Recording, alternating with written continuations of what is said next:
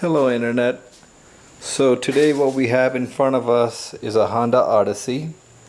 It's a 2010 Honda Odyssey with a 3.5 liter V6 double overhead cam V6.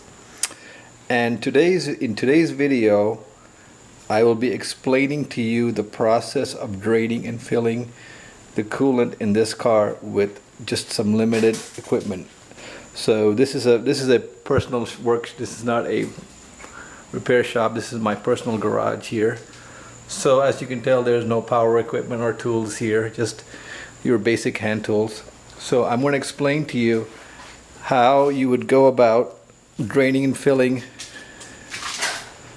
the coolant on this vehicle with just some simple tools. Okay? Alright, so before we get to all that, let's just get to the theory here first of all. And I hope my camera can focus here. Okay, so here is a diagram of the van that I drew, and basically I want to talk about the 5 containers that hold coolant in this van. So let's start from the front here. So in the front we have the radiator, and then we have the reservoir. We have the engine. We have another radiator or the heater core here towards the front of the vehicle, and then we have yet another radiator towards the back. So all total there are 5 containers that hold coolant in this vehicle, which is I mean amazing. Now here's the deal. If you are at home and you want to service this vehicle, you can only service 3 out of the 5. You can service this, you can service this, and you can service this.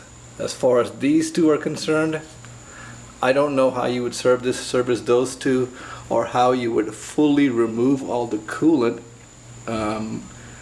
in those 2 things without special equipment. So we're going to do what we can with what we've got. Alright, so we're going to make the most of what we've got. And now let me show you all the where the location of everything is. Okay. So let's take a look at our vehicle here. Here's the radiator. Here's the radiator cap, reservoir, and the 3 serviceable parts are the radiator, reservoir, and the engine block. Now let's talk about how you would drain the radiator. The radiator has a little drain cock, and this is the driver's side and this is the passenger side. Right about there, approximately in this area, is a drain valve to drain out the radiator. And then to drain out the reservoir, you would take out there are two 10mm bolts. Let me show you where they are. There's one there. Other one. So if you take out those 2 10mm bolts, you'll be able to slide this reservoir out from the top over here. Okay, and then let me show you where the other item of interest is. So now just as frame of reference, this is the driver's side, so we're going to go to the passenger side. Okay, I'm going to take my light with me and I'm going to try to show you as best as I can.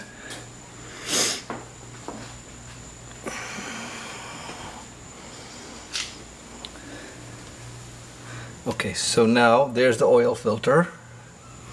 And this is going to be kind of tough for me to show you, but I will do what I can. There's this CV joint right there, the CV boot. Okay. And it's kind of tight in there, so let's do the best we can to get the camera in there, so you can see this. Alright, so what we're looking for is a little 12mm, 1 minute, okay, 12mm little drains stopcock here. Let's see if I can get you in there.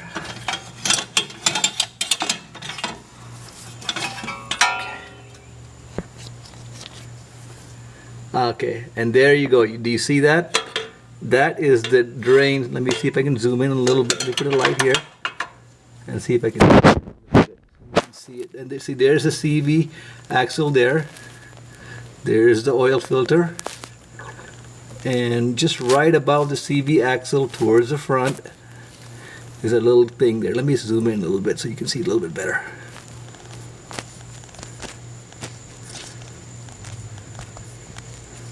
There we go. And there it is right there. And that's where the drain is for the engine block. That's where you would drain the radiator, the coolant out of the engine block.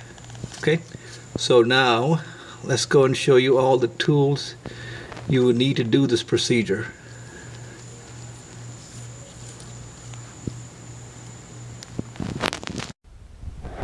Okay, so let's go over all the supplies you'll need to do this. To do this successfully, you're going to need 2 gallons of Honda coolant. You're going to need 2 gallons, which is about 4 liters. So you're going to need about 8 liters of fluid coolant. A ratchet. You're going to need a 12 millimeter deep socket. I don't know if I'll be able to get that, but this is 12 millimeters. You're going to need a 10 millimeter, and this will be for the reservoir. And this, let me see if I can see it in the light here. Hang on. I don't know what size this is. Hang on. I just matched it up to the thing. Okay, so this is a 22 millimeter socket. And I'm going to show you what you do with this. Also, you want to have some tubing. This is 5/16 tubing. 5/16 inner diameter tubing. Okay. Now, the 10 millimeter socket is to remove the reservoir. The 2 bolts for the reservoir. 12 millimeter deep socket is to loosen the drain cock,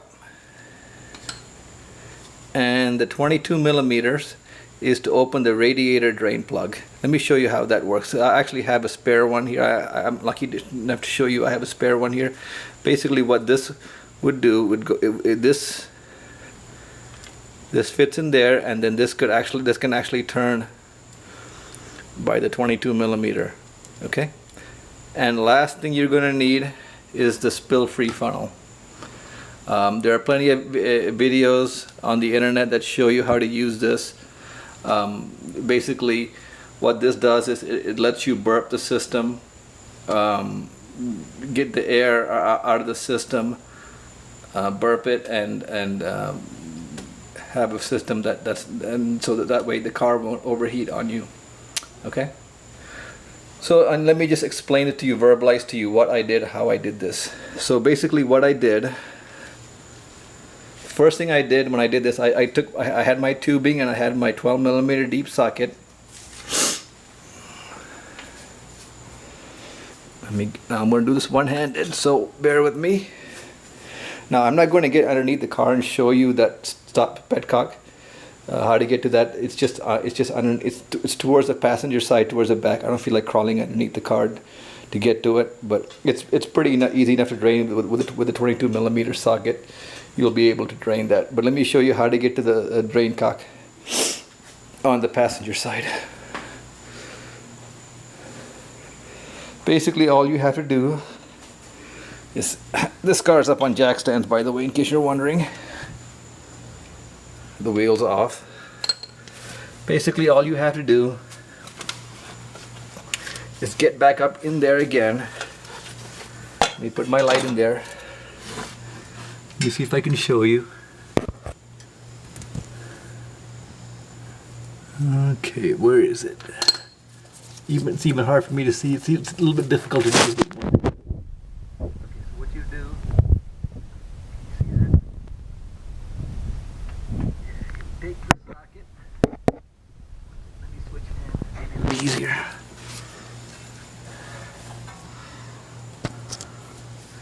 See if I can get you in there.